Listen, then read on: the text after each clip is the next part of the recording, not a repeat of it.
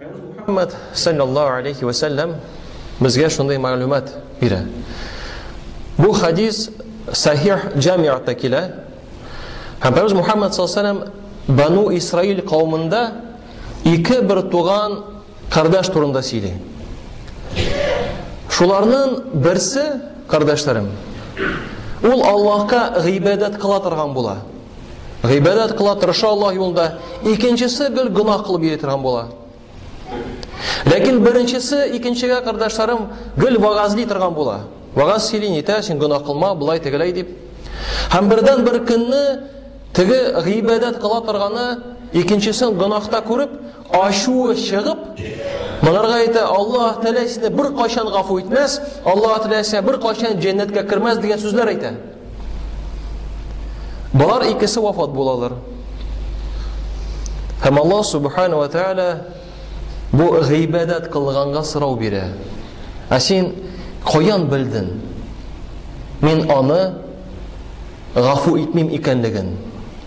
Sen qo'yan bildin? Men uni jannatga kiritmim deganin. Ham oxirida qardoshlarim tigi gunoh qilgan yigitni jannatga kiritib yuboradi. Amanisin jahannam o'tuna. Ne uchun? Chunki mana bu g'ibodat qilishi o'z ustine Alloh vazifasini oldi. Men bilam dedi. Narsa turunda Alloh qo'shirgan bilimni bilam dedi. Shu so'zlari bilan Alloh vazifasini o'z ustine oldi. Bu bizda bu masalalarda qardoshlarim bizim vazifamiz yo'q. Biz onarga u ondiy so'zlarni aytuvda haqqimiz yo'q. Shokra mana shu ravishda bu hadisga qaraganda qardoshlarim qo'y shaqlarda dinda bo'lgan kishilarga qaraysan, lekin shu kishilarning sifatlari bek yaxshi bo'lmish ol. G'ibodat qilmovchilarga o'zlari g'ibodat qilsalar-da qardoshlarim onlar kimsitu yog'idan qaray boshlar. Bu bir. Ikkinchi yoqdan takabbirlanib jiberarlar. Busi da durust emas. Chunki g'ibodat ul bizni tubansitu halina kirtirga tegish. Takabbirlik halina tugul. Hatto o'zlarinda, ya'ni o'zimizda bu bizning jamiyatimiz, o'zimizda qardoshlarim, biz g'ibodat qilib da axloq, xulq degan narsa yo'qqa chiqib, biz kishilarga noshor sifatli misol ko'rsatamiz.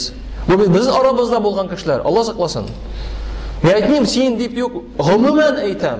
Chunki biz bir badan shekilli, biz bir organizm shekilli.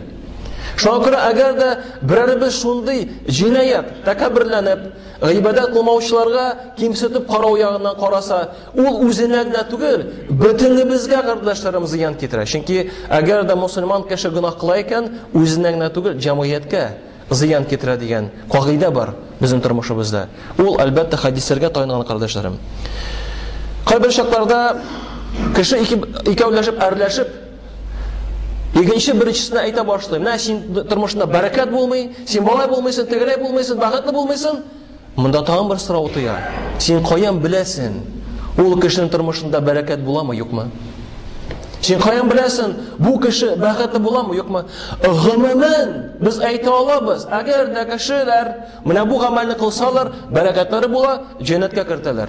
Agarda mana bu gunohni qilsalar, barakat bo'lmay, gunoh bo'ladi, Allohdan yiroqaylar, baxtsizlikka olib boradigan so'zlar umuman ayta olamiz. Lekin maxsus bir qardoshga qaratib, sen baxtli bo'la olmaysan, senda barakat bo'lmay, sen bo'lay tegilay deb biz ayta olmaymiz. Chunki qardoshlarim kelajagini Alloh subhanahu va taolo o'zigina biladi. Ham bu qoida Alloh subhanahu va taolo Qur'oni Karimda aytadi: "Auzu billahi minash shaytonir rojim. Ya'lamu ma bayna aydihim wa ma khalfahum wa la yuhituna bi shay'in min ilmihi illa bima sha." U kelajagini ham o'zg'anni bilishi, u Alloh subhanahu va taolo. Allohga u tilagan bilimgina oshila. Mana narsa bizga Alloh taolo osha shul bilimni biz bilamiz. Kompyuterizatsiya bo'lsinmi, turmushimizda bo'lsinmi, diniy masalalarda bo'lsinmi, Alloh taolo narsa bizga ochdi endi, yeysa osha, shuni bilan foydalanamiz. Lekin Alloh taolo ochmaganni biz osha olmaymiz qardoshlarim. Allohsiz bo'ldira olmaymiz. Шуңа күрә бу Аллаһ кулында, бу Әл-Бакара сурәсе 55-нче аят. Шулай Аллаһ Субханаһу Лукман сурәсендә безгә 34-нче аятында белгертә. Әлбәттә, кыямәтнең кайчан булачагын белүче ул Аллаһ Субханаһу ва Тааля. Ул теләгән вакытта яңгыр иңдерер. Яңгыр кайчан була, күпме була, без аны да белмибез. Ризык та, яңгыр бит ул ризык белән бәйле. Каян күпме безгә ризык киләчәген без теге примерно әйтә алабыз, бәлки предположение ягыннан. Ләкин хакыйкый рәвештә менә шундый акча миңа килә дип әйтә алмыйбыз. Сен миллион килә дип уйлыйсың, сиңа 500 меңгә килә. Яисә сен миллион дип уйлыйсың, Аллаһ Тәгалә сиңа 5 миллион бирә. Нәтиҗә Аллаһ Субханаһу ва кулында һәм ул гына нәтиҗәне белә, кардәшләрем. Ничекне без уйламасак та. Һәм Аллаһ Тәгалә дәвам итә. Ва ул хатыннарның карнында булганын турында да белә. Ва һичбер кеше кайда үләчәген белмәс. Ва һичбер кеше иртәгә нәрсә эшләвен белмәс.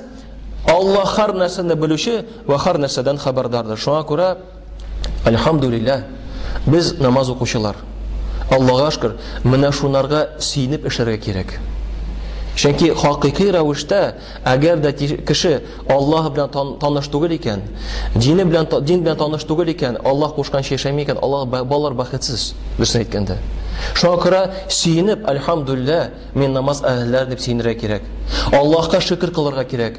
Аллаһка шөкер, мен җумгада утырам. Акай бер кеше җумга турында белми дә ул. Аның бәйрәме әнә кич белән аракы ичү, иртә белән тозлы су ичү. Менә шу ан бәйрәме. Бу бит бәйрәм түгел. Бу бит йөрәккә тынычлык бирми. Физик ягыннан кеше бераз җал иткән булса да, рухи яктан ул барыбер җал итми. Ул барыбер анарга авыр. Чөнки йөрәк сизә һәм белә, нәрсә ул авыр, а нәрсә ул җиңел, нәрсә ул халал, а нәрсә ул харам. Халал белән җиңел була йөрәктә, харам белән Аллаһ кеше үзенә тормыш авырайта. Йөрәктә дә хис авырая, кардәшләрем. Шуңа күрә бер яктан сөенеп, икенче яктан Аллаһка шөкер кылып, икенче яктан тәкәбберлектән ерак булып һәм Аллаһдан, я Раббым, мине бу диннән ерак кылма. Минем иманымны бозма. Я мукаллибул кулуб сабит калби аля диник. Пәйгамбер Мухаммад саллаллаху алейхи ва саллям бу дуганы ешрак әйтәдер. Ул пәйгамбер буларак шул дугаларны кыладыр. Безгә тагы да күбрәк аны кылырга кирәк. Бу дуганы күп әйткән үткәнебез бар, кардәшләрем. Я йөрәкләрне әйләндерүче, мине диндә, минем йөрәгемне ныгыт. Я мукаллибул кулуб сабит калби аля диник. Менә бу дуганы ятлап, тәһаҗҗүдләрдә булсынмы, таравих намазларында булсынмы, сәҗдәдә булганда, нафил намазларында булсынмы, сөннәтләрдә булсынмы, ешрак кылырга кирәк. Чөнки безнең байлыгыбыз менә бу дөньяда һәм ахирәткә карата, кардәшләрем, ул иман, ул дин. Әгәр дә без моны аңладык, димәк без бәхетле. Әгәр дә без моны аңламадык, димәк, кардәшләрем, әле без барып җитмәдек. Аңларга кирәк, уйларга, фикерләргә кирәк, алга барырга кирәк. Бәхетсез үзебезне эшләргә кирәкми. Һәм шул яктан без сөйкле якты йөз белән кешеләрне каршы алып, кардәшләрем, үрнәклек, яхшы холык күрсәтергә кирәк. Хәтта сүзләрдә дә. Бит ул без хадисны без беләбез бөтенебез. Пәйгамбер Мухаммад саллаллаху алейхи ва саллям безгә хәбәр бирә. Кем дә кем Аллаһка ва кыямәт көнгә иман китерде, я игелекле сүз әйтсен, я эндәшмәсен. Менә ул, кардәшләрем, сүздән башлана. Әгәр дә игелекле сүз әйтәсең килми икән, сүгенәсең килә, әрлисең килә, гайбәт сатасың килә, җинаят кыласың килә икән сүзең белән, эндәшмә. Эндәшмәсән, Аллаһ Тәгалә сиңа әҗр савап язып куяр, иншалла. Кыямәт көнне шатланырсың. Чөнки бу дөнья бетә. Һәм тагы да, кардәшләрем, үзебезне Аллаһ ролена, Аллаһ компетенциясына кермичә яшәргә кирәк. Безнең вазифабыз Аллаһ вазифа түгел. Аллаһ Тәгалә үзе белә, кем җәннәткә керә, кем җәһәннәмгә керә. Шуңа гомумән әйтә алабыз, ләкин шәхсән бер кешегә каратып, "Син шулай булай теләк буласың" дип әйтә алмыйбыз. Киресенчә, без ул кешене яратып, гамәлен яратмаска тиешбез. А ул кешене яратып, без аның өчен дуа кылырга тиешбез. Дуа кылырга тиешбез. Чөнки белмибез, кардәшләрем, кем бездән яхшырак. Бәлки ул төннәрен берәр инвалидка булышып йөри. Бәлки ул төннәрен гыйбадат йылый Аллаһдан гафу сорый. Без аны белмибез. Уны Аллаһ Тәгалә үзе генә белә. Шуңа шул яктан бер кайчан, кардәшем, үзебезне өстән куймыйк. Хәтта монарга бер хадис бар, сез аны беләсез. Пәйгамбер Мухаммад саллаллаху алейхи ва саллям безгә хәбәр бирә. Кайбер кешеләр ди, бу дөньяда яшәгәндә, хадисның мәгънәсе, җәннәт Җәннәткә кертә торган гамәлләр кылырлар. Ләкин тәкъдир мәсьәләсе килер. Тормышка ашыр тәкъдире һәм ул җәһәннәм әһелләрен гамәлләрен кыла башлар да җәһәннәмгә керер. Ләкин икенче кешеләр дә бар. Бу дөньяда җәһәннәм әһелләрен гөнаһларын кылырлар. Ләкин вакыты килгәч, тәкъдир тормышка ашыр һәм ул җәннәт әһелләренең гамәлләрен кыла башлар да җәннәткә керер. Белмибез. Шуңа күрә бу хадискә таянып, кардәшләрем, үзебезне иман өчен куркырга тиешбез һәм Аллаһдан ныгытып шул иман белән яшәргә, яшәвен сорарга тиешбез. Һәм Аллаһ сакласын, башкаларга кимсетеп карасак, үзебезгә кайтмасын, кардәшләрем.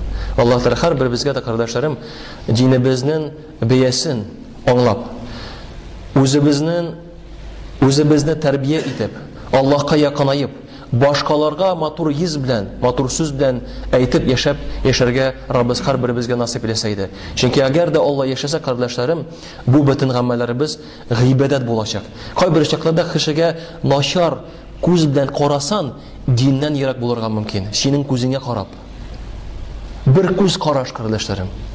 Анары гомер буе үкенәчәксез. Шуңа күрә караш ягыннан да бик җимшак булырга кирәк.